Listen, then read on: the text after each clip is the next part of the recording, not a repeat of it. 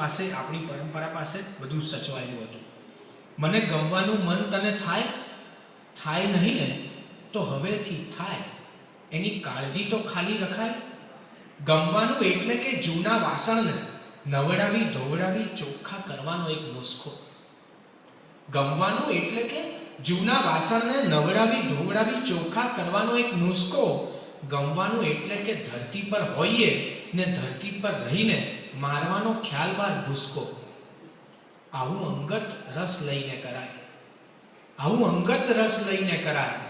થાય નહીં ને તો હવેથી થાય, એની કાળજી તો ખાલી રખાય. ઋતુઓ કોના માટે આવે છે ને બદલે છે કોને, ને કઈ દિશા શોધે નવી. ઋતુઓ કોના માટે આવે છે ને બદલે છે કોને, ને કઈ દિશા શોધે નવી. એનો એ લય, છંદો ને શબ્દો પણ એના એ, તોય નવી કવિતા લખે કવિ. એનું એ નવું કહેવાય.